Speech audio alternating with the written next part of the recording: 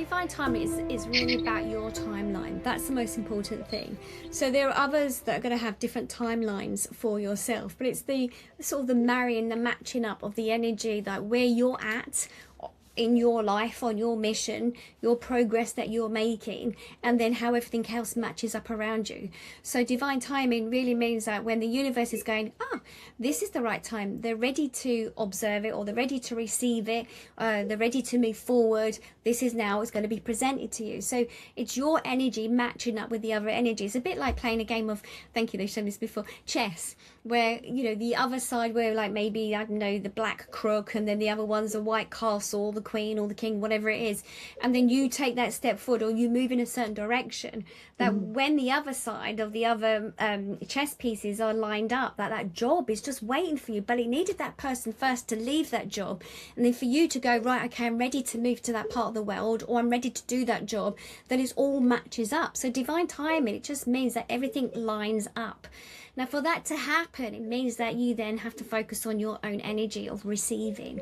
And some people aren't ready to receive because of how they may think or feel about themselves. When we're in that fear factor, or when we think less of ourselves, that can be a block that can get in the way. So when we have those limited beliefs, they can get in the way of that, we feel unworthy, or why would, I know some people might call it God, source, universe, why would they give that to me? Am I able to receive it? Am I good enough?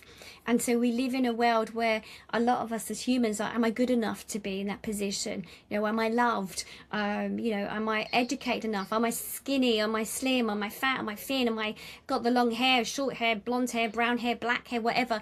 Skin type, color, who knows, class system, whatever. So it's like, it's got to come from us. I was having a conversation today with somebody about a relationship that hasn't happened for them, and I said, it's how you think of yourself. You're putting the barrier up. The universe is giving you all these opportunities, but you're like, am I worthy of it? So as much as the other work, we've also got to look at receiving it, and some people aren't very good at receiving. Like, what, me? Should I have it? What am I going to do with it?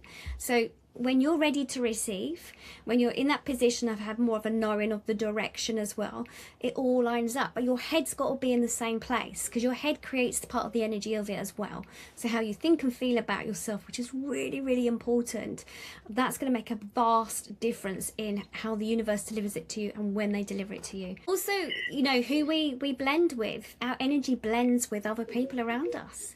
So, it's very important that who we allow into our energy streams, because, when we walk into that room, if we're picking up on an environment or an atmosphere, that affects our energy. It's a bit like someone sprays a perfume, we're going to smell it. Well, it's the same as you're with people around you in your environment, how they are thinking, how they're feeling. It's a bit like that spray of energy around you. You're stepping into it. You're not sort of like, separate from it. You are part of it. So it's very, very important. I really realize it now, being away from my ex, a very traumatic relationship, actually being in that environment of them, their mindset, very negative.